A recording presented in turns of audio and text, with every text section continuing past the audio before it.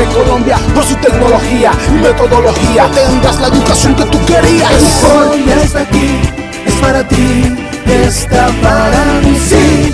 Te acerca la universidad para que vayas más allá. Hoy ya está aquí, es para ti, está para mí, sí. Para que puedas progresar y así llegar más lejos.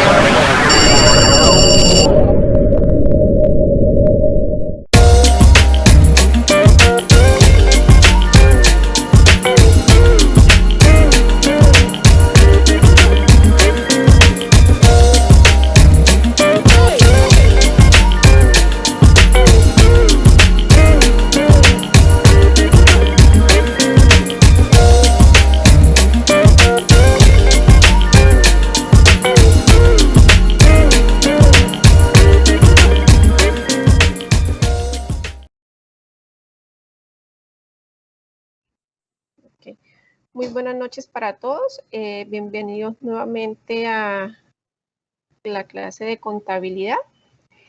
En el día de hoy vamos a revisar el tema de el proceso de información contable y el método contable.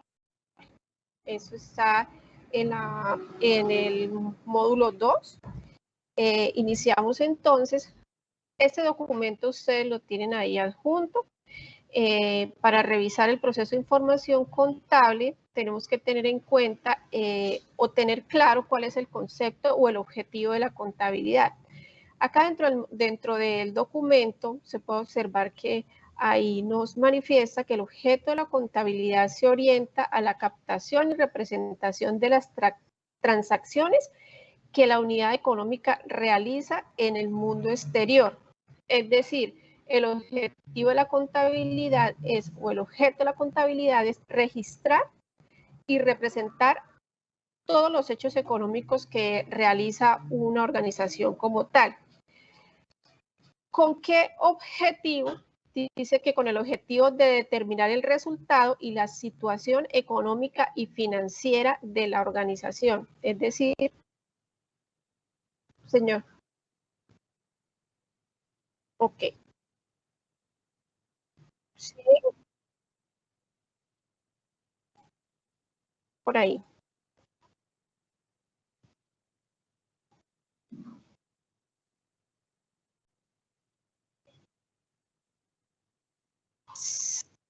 Sí.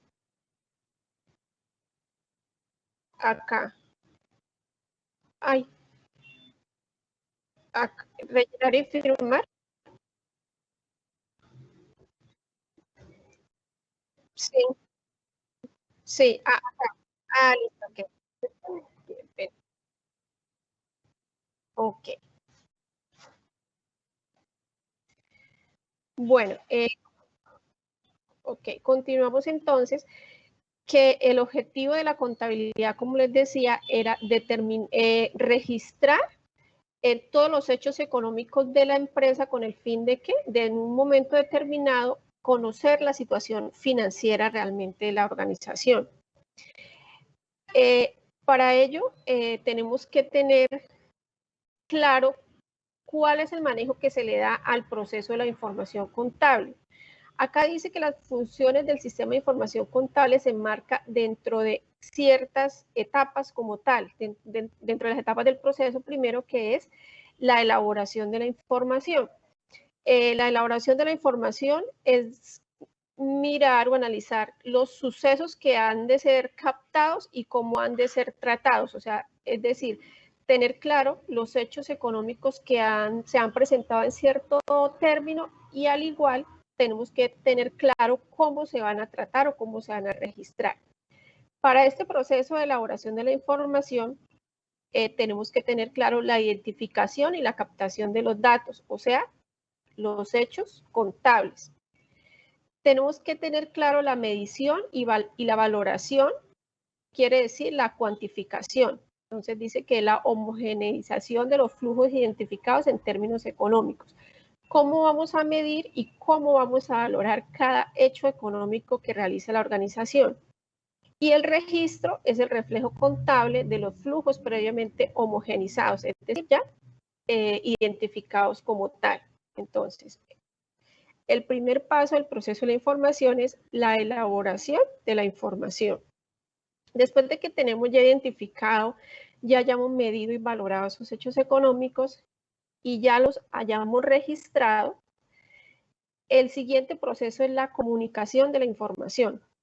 ¿Cómo se realiza esa comunicación de esa información?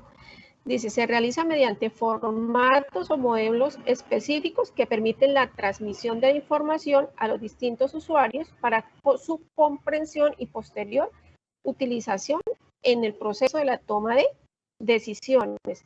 Es decir, después de que nosotros hayamos registrado toda la información contable como tal, ya se elaboran todo el proceso contable y se llega ¿a qué? A los estados financieros.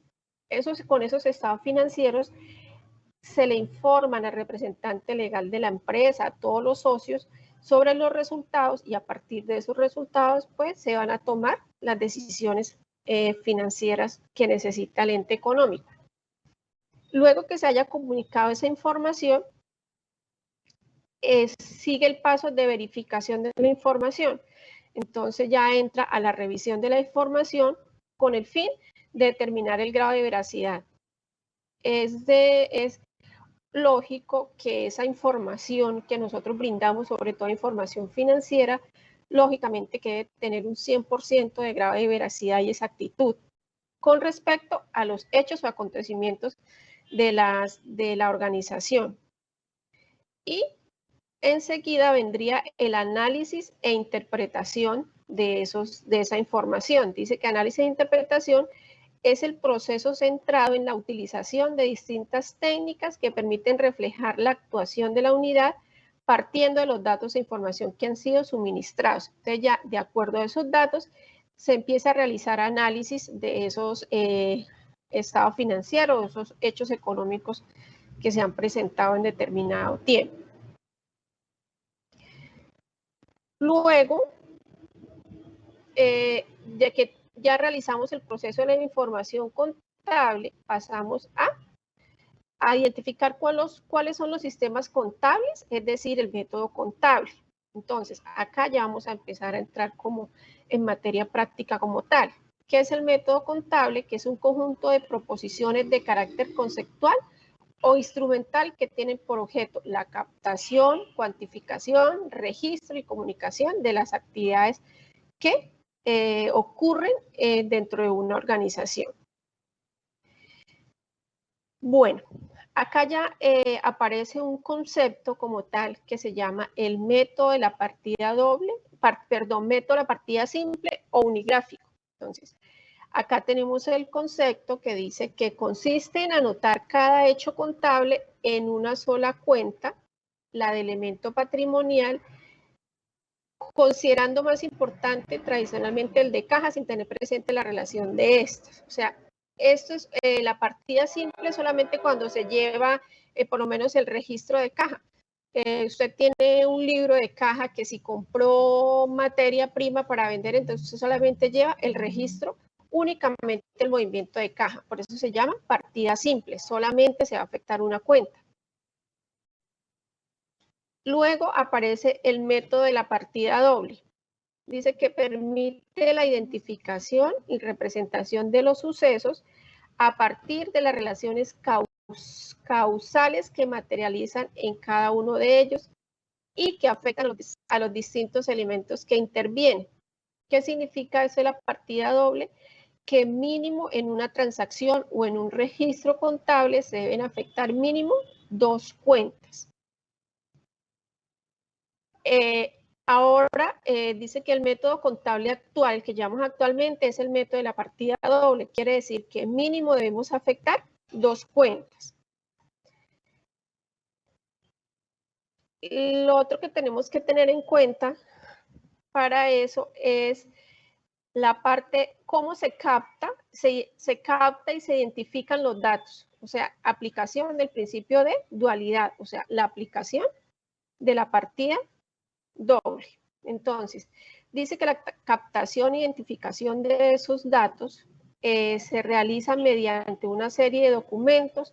O sea, para usted registrar debe tener un documento soporte, acá dice que sea una factura o sea un recibo, siempre en cualquier movimiento contable o en cualquier registro contable, siempre se debe tener el soporte físico como tal, sea una factura o sea un recibo. Dice que esos documentos serán observados contablemente desde una doble perspectiva mediante la aplicación del principio de dualidad, es decir, mediante la aplicación del principio de partida doble.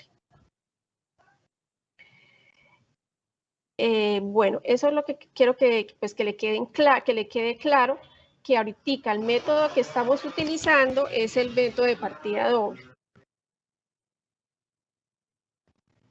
Aparte, partiendo de ese concepto de partida doble, aparecen otros conceptos que dice que toda cuenta consta de un debe y un haber para representar todas las transacciones que se presentan. Ahorita vamos a ver, más específico, que es el concepto o la diagramación de la partida doble.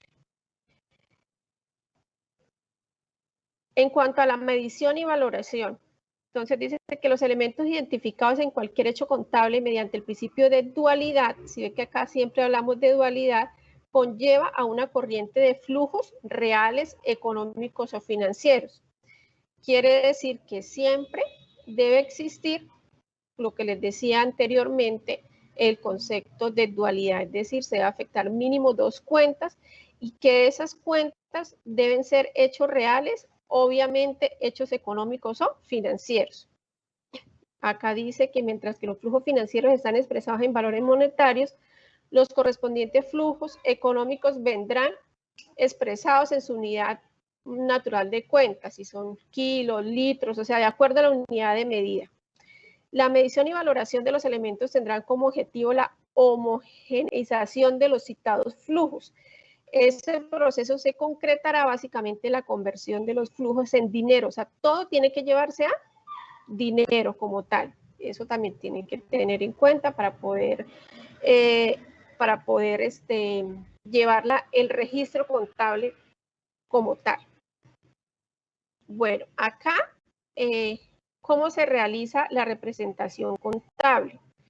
Acá ya empezamos a mirar la forma como convencional que dice que está basada en la partida doble clásica, que se caracteriza por el seguimiento de estos dos criterios. Uno, el cronológico por operaciones en el libro diario mediante los asientos, y el otro, sistemático por el libro mayor mediante las cuentas. Nosotros vamos a manejar esta cuenta, este sistema o este modelo que es el sistemático, que es por concepto en el libro mayor mediante las cuentas. O sea, acá ya empezamos a mirar la cuenta T, que tiene un debe y que tiene un haber. Siempre habla, dice que se basa en el principio de dualidad. Entonces, esa partecita, que les quede como muy claro. Ahora sí entramos aquí, miramos ya después del concepto de cuenta, a partir de ese concepto se desprenden otros conceptos más. Para que haya un registro entre la organización, se afectan bienes o se afectan servicios. Entonces, acá tenemos nosotros el concepto de, esperen, lo amplío un poquito más. El concepto de bienes. ¿Qué son los bienes? Existen bienes muebles y existen bienes inmuebles. ¿Qué son los bienes muebles? Dice que son aquellos elementos físicos que se pueden trasladar de un lugar a otro. Su perfeccionamiento está sujeto a la entrega real del bien mediante un contrato de compraventa y la factura de venta. O sea, son aquellos bienes que se pueden tocar como tal, y algo muy importante que dice que está sujeto a la entrega real del bien mediante un contrato de compraventa o una factura como tal. Tenemos acá ejemplos de muebles o mobiliario, equipo electrónico, eléctrico, herramienta, maquinaria o diferentes mercancías. Y los bienes inmuebles, dice que son aquellos que están anclados al suelo o son inseparables del terreno. Se perfecciona mediante escritura pública registrada en la Oficina de Instrumentos Públicos y Privados. En este caso son los bienes raíces, como las casas, las parcelas, los edificios, los terrenos, etc. Acá hay una clasificación de bienes contablemente. Dice que los bienes muebles e inmuebles se representan contablemente como cuentas de activos fijos o activo no corriente y tienen ciertas agrupaciones. Aquí, antes de continuar con el concepto de bienes, quiero que tengamos claro o miremos acá cómo se clasifican las cuentas dentro del Plan Único de Cuentas. Las cuentas contables son aquellas cuentas, o tienen las clasificaciones, las cuentas reales y las cuentas nominales. Las cuentas reales son aquellas cuentas que pertenecen al balance de prueba, al estado de situación financiera, qué pena, al estado de situación financiera, ¿qué cuentas están integradas en este estado de situación financiera? Tenemos el activo, pasivo y capital o patrimonio. Entonces, existen cuentas reales y cuentas nominales. Las cuentas reales son aquellas que pertenecen al estado de situación financiera o antiguamente que se llamaba balance general, que son los activos, los pasivos y el patrimonio. Acá dice que conforman esta situación final, lo que les acabo de decir, que son los que pertenecen al balance general. Dentro del catálogo del Plan Único de Cuentas del PUC, los activos están clasificados como 1, pasivos como 2 y patrimonio como 3. Recuerden que va activo 1, pasivo 2, patrimonio 3. Eso se llaman grupos, el grupo 4, el grupo 5 y el grupo 6. En esa pertenece el grupo 1, 2 y 3, que es activo, pasivo y patrimonio. Y en las cuentas nominales tenemos las cuentas de ingreso, las cuentas de costos y las cuentas de gastos. Estas cuentas de ingresos, costos y gastos, así como conforman el balance general, esas van a conformar el estado de resultados o lo que antiguamente llamamos ganancias y pérdidas. Entonces, esta sería el ingreso que está identificado con 4, los costos y gastos con los gastos con 5 y los costos con el código 6. Entonces, 4, 5 y 6 corresponden a las cuentas nominales y van a conformar el estado de resultados. Así es la clasificación de las cuentas. Volviendo al concepto de los bienes,